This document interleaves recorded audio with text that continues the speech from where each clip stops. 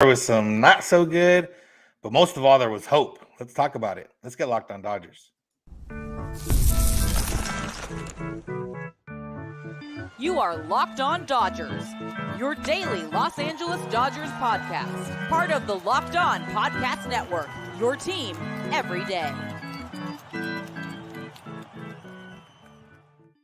Yo, Dodger fans. Welcome to Locked On Dodgers. We are part of the Locked On Podcast Network, the #1 local sports daily podcast network.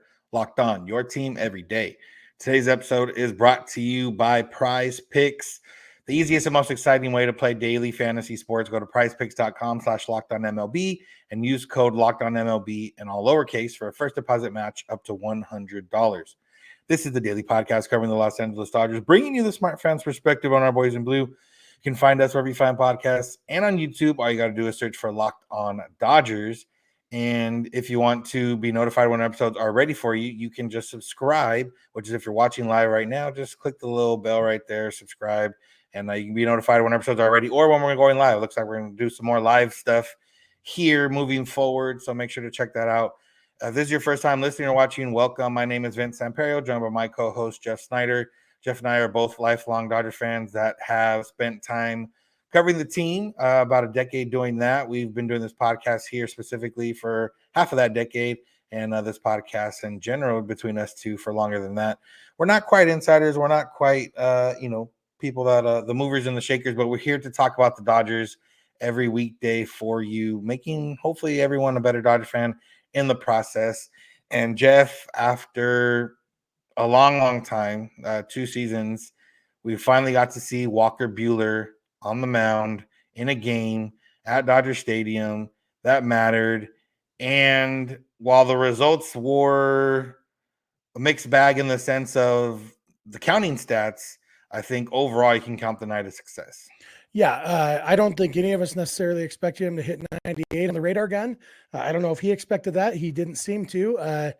But yeah, I mean, he pitched well. Obviously not peak Walker Buehler, but I know none of us expected peak Walker Buehler. And so he pitched pretty darn well. I had said 5 innings, 4 runs. He did 4 innings, 3 runs. So I guess I overestimated him on both counts, or over and under, depending on how you look at it. But, with the way the bullpen was set up, Brian Yarbrough hadn't pitched in a week. I think I assume the Dodgers went into this game hoping to get 4 innings from him and thinking we'll be pleased as punch with 5 innings, but if he can give us 4 innings, we're in good shape. And that ended up being the case. And all in all, it would have been fun for him to come out and throw a perfect game in his first game back, but realistic expectations, he pitched pretty well. The offense showed up for him and the Dodgers won the game. Yeah, his arm didn't fall off. That's always a good sign. We'll see how he feels tomorrow. That'll be the biggest thing out of this. But yeah, I mean, even before the game, Dave Roberts said, I don't expect 96, 97 out of him. And, first pitch of the game is right there. That first inning he touches, almost rounded up to 98. So, and I had kind of thought about this before and mentioned it on here, where when a real game came to it, I felt like he could reach back and get up to, that 97, 98 area. And actually, surprisingly, he kept the velocity pretty strong throughout his outing. Obviously wasn't hitting 96, 97, but was sitting 95, touching, rounding up to 96 as the game went on. So he threw 78 pitches. The Dodgers had him earmarked for about 80, 85, but, finishing an inning at 78, probably not going to go out on a good note where he went there. And I think the biggest surprise to me was just the pitch mix. He threw at least 6 pitches. Every pitch he threw at least 6 times. The cutter and four seam were the majority of it. Then he had a sinker, knuckle curve, slider, and changeup all mixed in there. He did have a little bit of trouble putting guys away, but he seemed to ease into it as time went on. He's picked up majority of those strikeouts in the last couple innings. So, yeah. I mean, it was, if you look 4 innings, 3 runs, you're probably like, but if you put it all into perspective, it's pretty solid. Yeah, I think so too. And Buehler said after the game that he kind of assumed during his rehab that once he got into a game that mattered, the adrenaline would give him a couple extra miles an hour. He said that's a pretty common conversation among guys who are rehabbing, that they don't stress too much about the radar gun in their rehab starts because they know pitching in a big league game automatically gives you a little bit more because of the adrenaline and the, the feeling of pitching in the big leagues. He also said he was pretty exhausted. And so somebody kind of asked if he had tried to talk his way into coming back out for the fifth inning. He's like, I was exhausted.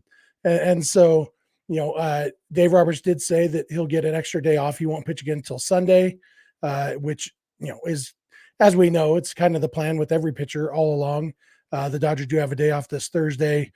I think it was a great first step, and that this is kind of the whole purpose of bringing him back now he's got 5 months to get ready for the postseason. And if he pitches like this for a month and then pitches a little better for a month and then pitches a little better for a month, there's plenty of time for him to get to a guy who the Dodgers feel comfortable with being. And that's the thing. He's also said he doesn't have to be the ace because Tyler Glasnow and Yoshinobu Yamamoto are both pitching great.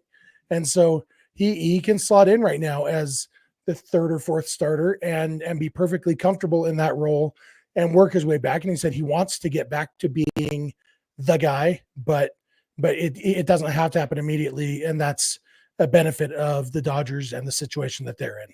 Yeah, I mean, in the lead-in, I mentioned the word hope, and I think that's what tonight gives you. You saw him touch 98. You saw him get through an outing. Everything else that came with it. You saw the off-speed stuff start working there in the later innings, and that's the hope that it gives you. Like you said, they have Glasnow now. They have Yamamoto. Walker Buehler is probably not going to be your game one starter in a postseason series right now, but it's fine because if Walker Buehler even gets to 90% of what he was before, and he's your number 3 or 4 starter in a postseason series, then you're in a good spot. And I think that's all what it really comes down to. Now, obviously, the next few days is going to be the most important, how he feels and everything like that. And, assuming that's all good, he makes his next start and moving forward. Dave Roberts, was asked before the game kind of what the plan was or if there's an innings limit or anything like that. And Roberts said, not really. It's just a matter of monitoring, like we monitor every pitcher and kind of seeing how he feels. And as we go, and, realistically, that's what they have to do with everybody already anyway. So no different for Buehler. But yeah, it was exciting to see him back. Walker Buehler was one of my favorite Dodgers, if not my favorite Dodger at a certain point when he was going. And, that hope of, okay, we might see Buehler. I think he might be back. And his post-game press scrum definitely underscored how much things that I love about him, because he is very thoughtful and analytical and candid. He was really candid in his post-game conversation. And I really enjoy that because he's very smart and very much a student of pitching. And that's something that, we've gotten to listen to him on podcasts and stuff while he's been hurt, but hearing him talk about his own performance is something I didn't realize how much I had missed it. Yeah. So the good thing for Buehler is that the Dodger offense came and brought the big sticks. Shohei Ohtani once again destroyed a baseball, and one guy that moved to ninth in the lineup, James Outman, also hit a home run. We're going to talk about both of those guys and the other guys that homered, so make sure to keep it locked on Dodgers. Today's episode is brought to you by Prize Picks. Baseball season is underway. We're a month in, so you might have a good understanding of what some guys are going to do on a nightly basis. So why not put that and use it in daily fantasy sports with Prize Picks? Because all you have to do is pick more or less on players and stats. Shohei Ohtani, if he was 0.5 for a home run, you would pick more. And if you would have done that last night, you would have had one of your picks already ready to go. So make sure to go check out Prize Picks. You can pick, all you need is to pick at least 2 players with their stats more or less. You can go all the way up to 6. You can obviously pick the tougher ones to get your money multipliers up, and you can pick, some easy ones to try to get some easy wins. But all you can do that is with the Prize Picks app, and you can get action on sports in more than 30 states across the country, including California, Texas, and Georgia. So go check out Prize Picks, the #1 fantasy sports app. Download the app today and use code LOCKEDONMLB and all lowercase for a first deposit match up to $100. That's all lowercase, LOCKEDONMLB for a first deposit match up to $100 with the Prize Picks app. Prize Picks, pick more, pick less. It's that easy.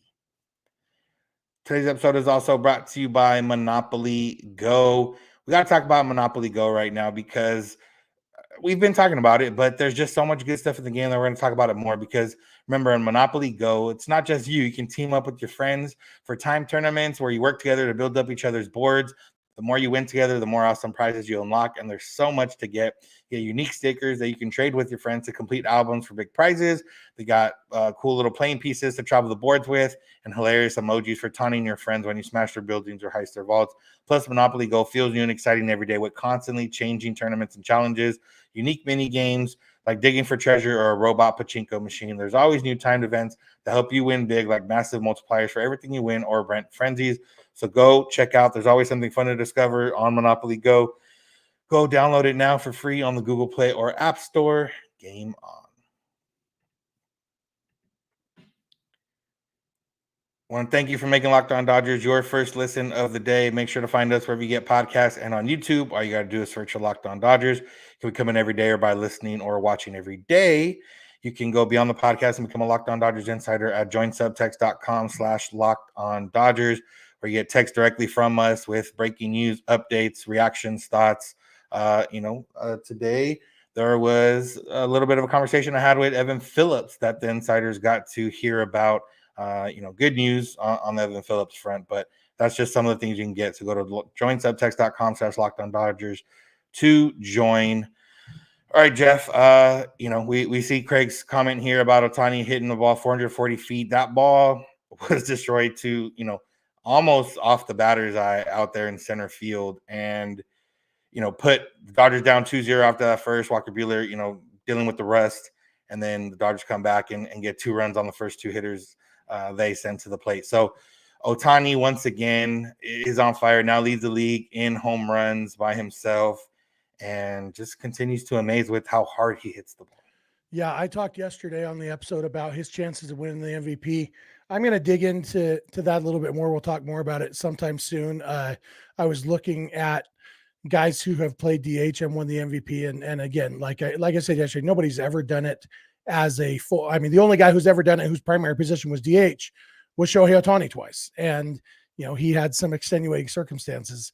But the way he's hitting, like I saw today, he's second in the National League in WAR behind only Mookie Betts, and that factors in position. He is hitting the ball so well, and the crazy thing is, like, it's not like he's just on a hot streak that is going to end.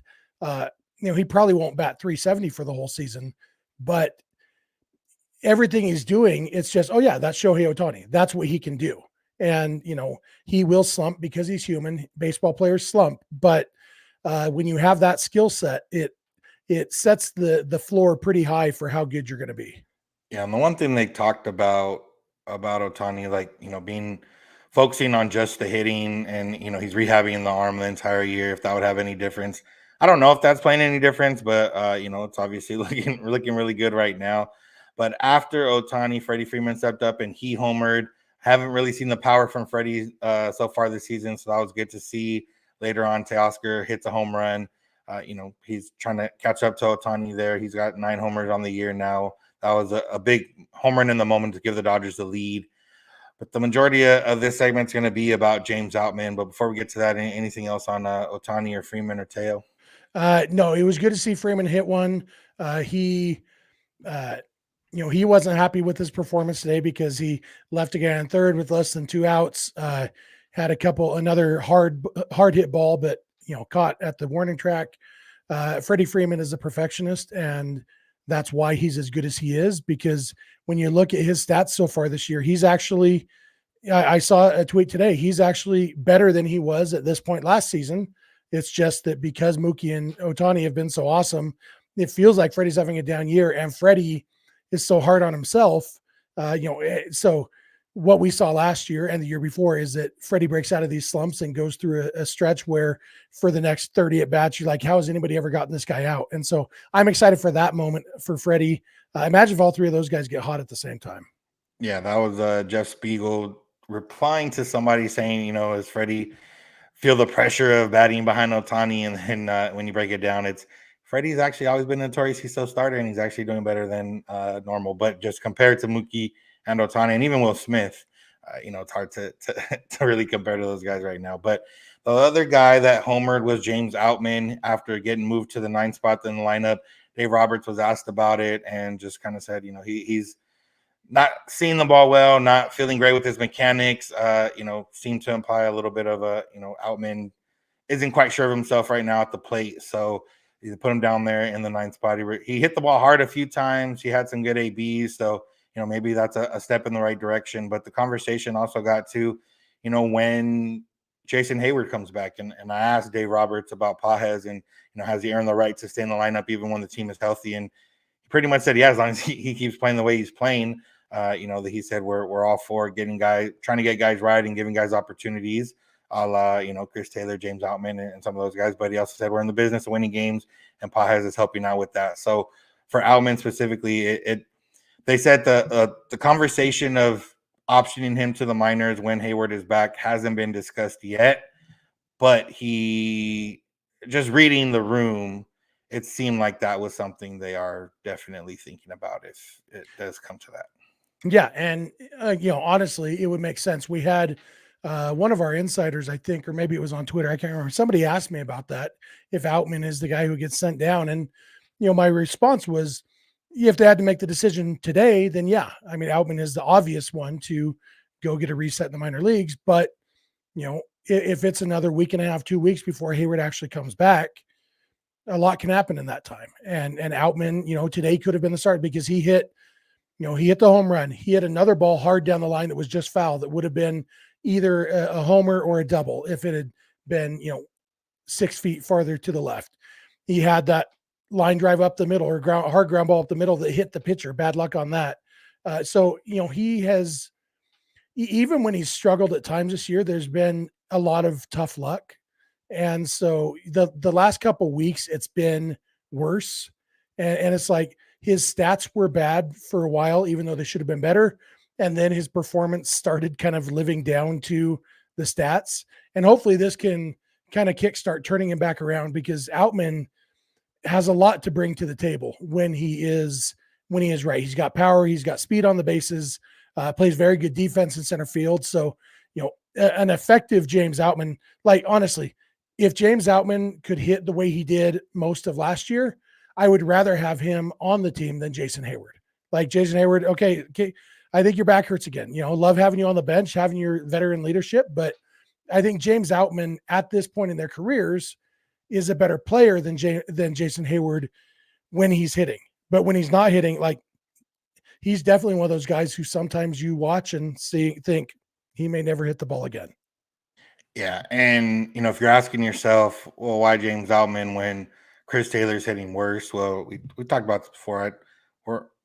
Chris Taylor's not going to go down to the minors realistically, and would have to give permission if so. So I don't see that happening.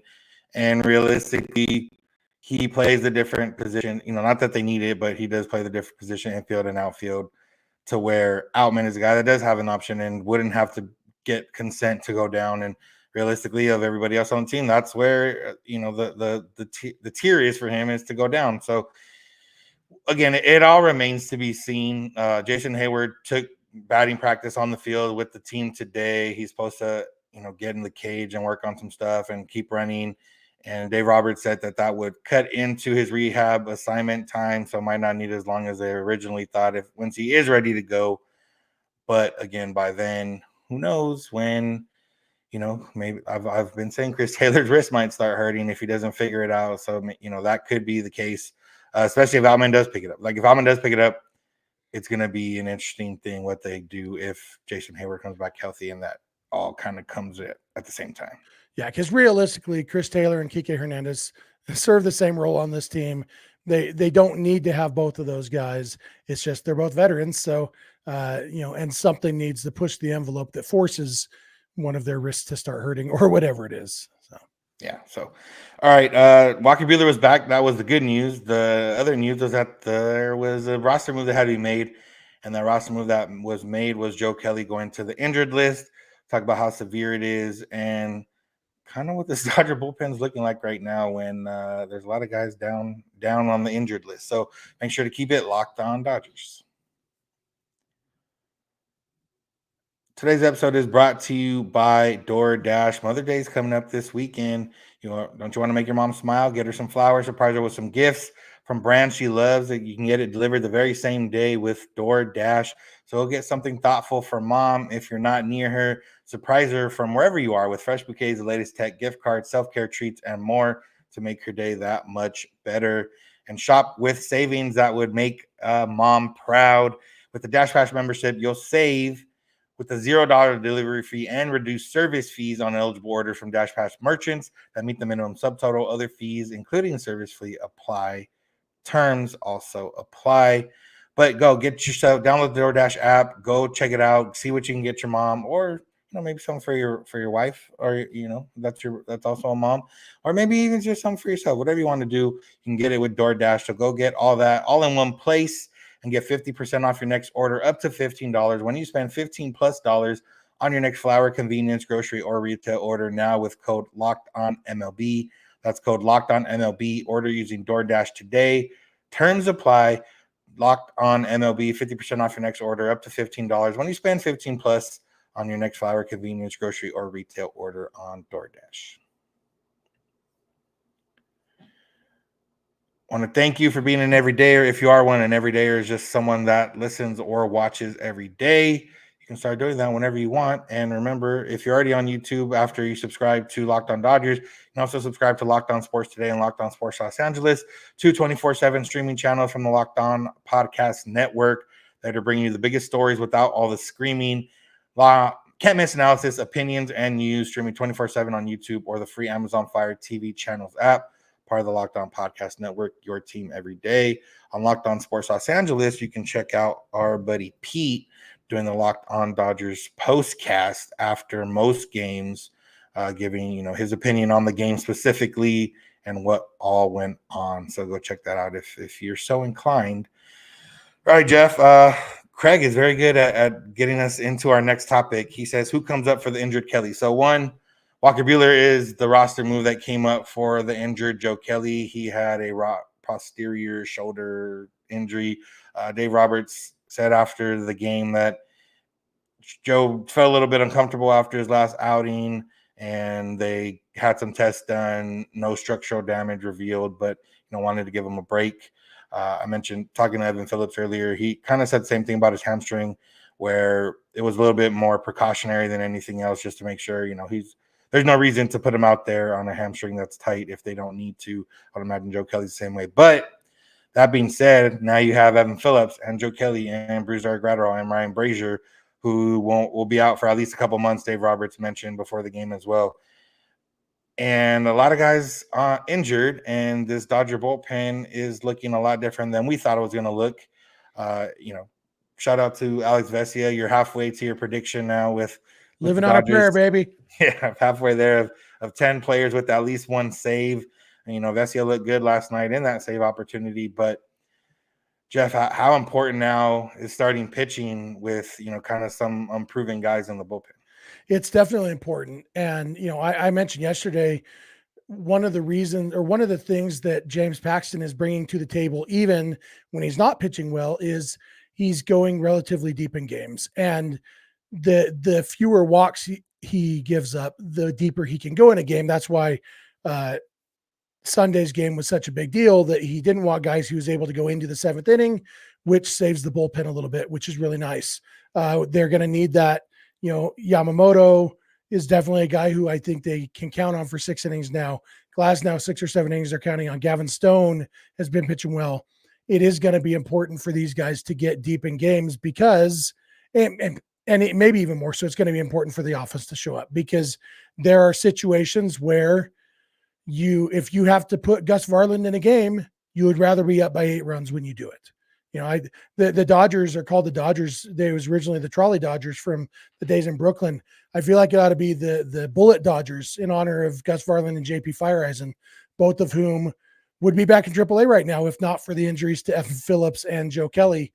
So they dodged the bullet this weekend when Treinen and Buehler came back. It is nice that Blake Treinen is back because he does give some of that veteran presence. I would guess that the next save opportunity goes to either Blake Treinen or Daniel Hudson. and then you just go over. Does Hudson have a save yet this year? Is he one of the 5? I believe so. I think he is. Oh yeah, he does have one. So hopefully it goes to Treinen and get us up to 6. But yeah, I mean, the starting pitching and the offense need to pick up the bullpen where they're at health wise right now. Yeah, you look at, Treinen went back to back. He's back, and he went back to back right away.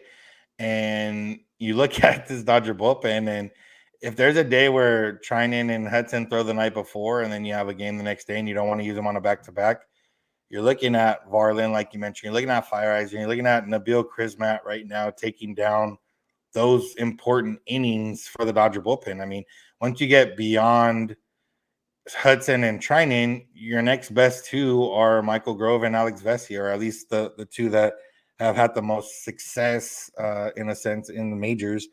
And, Grove's look good. We're always fighting for 1 inning Grove here. And Vesia's looked good as of late, has cut down the walks. So it's very important for the Dodger pitchers to go at least 6 innings, because if there's days or weeks where, especially on the stretch coming up after this Thursday, they play, I think, 13 days in a row, you're going to have times where you're going to have 2 guys down because they've pitched back-to-back already, or they pitched 3 of the last 4. And, Nabil Krismat is going to have to pitch. And even though he pitched well his first time out, realistically, he is a guy that was DFA'd and not picked up for a reason, realistically. So it'll be interesting to see how they play it. I'm interested to see if Ricky Renasco is going to get a call back up at some point, just because, his stuff did look good. With 1 outing, but I would feel more comfortable with him than maybe some of the other guys on the roster right now. Yeah. Have you checked at all how Venasco's doing in AAA this year? I have not. Oh, he's got a 6.10 ERA in Oklahoma City. So that might not, I'd have to look deeper to see, the actual game log. Oh, that's what I'm doing right now. So 2 really bad games. One against Sacramento and 1 against Salt Lake recently. So 3 runs in each of those games. So, we'll see. Venasco isn't necessarily pushing hard to earn that call back up, but chances are he's a pitcher on the 40-man roster, so he's going to be back up at some point, because, one of these days Gus Varlin is going to throw 2 innings and then get optioned the next day just because of a need. And so Venasco is on that list. Maybe Dinelson Lamet coming back up again if they, DFA Krismat again and bring up Lamet. They have the other guy who I really not Nick Ramirez, the other guy who they signed and they claimed on waivers. I know he's on the 40-man roster. And Brogdon? No, not Brogdon. We'll get there. Yeah. Eduardo Salazar. Yeah. That's a guy who we'll probably see. Connor Brogdon did start a rehab stint the last couple days, so he'll probably be back at some point. So they have arms to work with, and really, I think a lot of it will come down to guys you said, like Michael Grove and Alex Vesia. If they can be effective in their 1 inning stints, combine them with Treinen and Hudson and Yarbrough, it's like, okay, this is 5 relievers we can kind of count on, and we can deal with the fact that the back end of the bullpen, hopefully the offense can get some low leverage innings for those guys. Yeah, and that's what it's going to come down to. Like I said, the offense is also a big part of this, because if they put up 6-7 runs every game and your starters are giving you, solid innings, then your bullpen's going to be having a little bit of a cushion every night in and night out. So, taking advantage right now, playing the Marlins, who aren't that great, get the day off, and then head into the Padres this coming weekend, which, the Padres always seem to get a little bit more amped up when they're playing the Dodgers, and they're rejuvenated by Luis Arias getting over there. So it'll be interesting to see. But again, we count on the strengths at the moment, which is starting pitching, which is offense. Bullpen's down a little bit, but it'll get there. Yeah, and all they can do is 1 game at a time. And so far, I mean, the one game at a time is working great for them. They've won 12 of their last 14 1 game at a times, including 5 in a row. Their lead in the National League West is up to, 5.5 games over the Padres? 5.5 over the Padres, 8 over the D-backs, 8.5 over the Giants, and 14.5 over the Rockies. The biggest division lead in baseball still. And all in all, like the Dodgers playing really good baseball after that little slump they hit. I think they were 12-11 at one point, and suddenly now they're back to 11 games over 500, fourth best record in baseball, just kind of dominating. And at the top of, I saw MLB's power rankings have the Dodgers at the top. The Locked On Podcast Network's power rankings have the Dodgers at the top right now. When you win 12 of 14 games, including sweeping the Atlanta Braves over the weekend, it gets people's attention. Hopefully, it would be classic to sweep the Braves and then lose a series to the Marlins. I don't think that's going to happen. Hopefully they won't lose a game to the Marlins and then, go and let's just sweep everybody. Is that too selfish? No, I think that's a reasonable request from our side of things. So yeah, Jeff, like I said, it's been great time for the Dodgers right now, and they should finish out this series strongly, take a day off, and then, start on the road back again and see. The road is what got kicked off this hot streak, getting back on the road. So I don't think they're concerned about that moving forward. So yeah, I don't think the Dodgers care where they're playing right now. So yeah, you got anything else, Jeff? No, this was fun going live again today. I don't think we'll go live every night, but with this game going so quickly, even had time for you to get home for the game and still be relatively early, so that we could hop on. I've seen, we've had a bunch of people watching this live. That's awesome. We appreciate that. And we'll try to do this at least once or twice a week. I think it is fun to do it this way. Yeah, definitely. All right, that's going to do it for today's episode. Thank you all for listening. Thanks for making Locked On Dodgers your first listen of the day. We'll be back tomorrow talking about the Dodgers game versus the Marlins and see if Shohei Ohtani can hit another home run. So hopefully that does happen. Thank you all for listening. Thank you for making Locked On Dodgers your first listen. Make sure to check us out wherever you get podcasts on YouTube. All you got to do is search for Locked On Dodgers. You can subscribe and make it easier make it easier on yourself by subscribing and get notified when episodes are ready for you. You can check out Locked On Sports Today and Locked On Sports Los Angeles, 24/7 streaming channels from the Locked On Podcast Network on YouTube, bringing you the biggest news and stories around the sports world and the LA sports world. You can also go beyond the podcast and become a Locked On Dodgers insider at joinsubtext.com/Locked On Dodgers and get text directly from us with news, reactions, thoughts, videos when I do get to go to games sometimes, or, sometimes if I do have conversations with people, and you guys will get that information and other people won't. So if you want in on that information, go to joinsubtext.com/Locked On Dodgers. You can find us on social media, Twitter, Instagram, and TikTok at Locked On Dodgers. Jeff is on Twitter at SnyDog. I'm at Vincent91. You can DM us on there if you have any questions or comments. You can also send those via email, lockedondodgers@gmail.com, or via voicemail text at 323-863-5625. We're here every weekday morning, and we hope to be here with us when you get in your car or if you're at home. To your smart device, play podcast, Locked On Dodgers. And remember, you don't have to agree. You just have to listen. Have a good one. We'll talk to you tomorrow.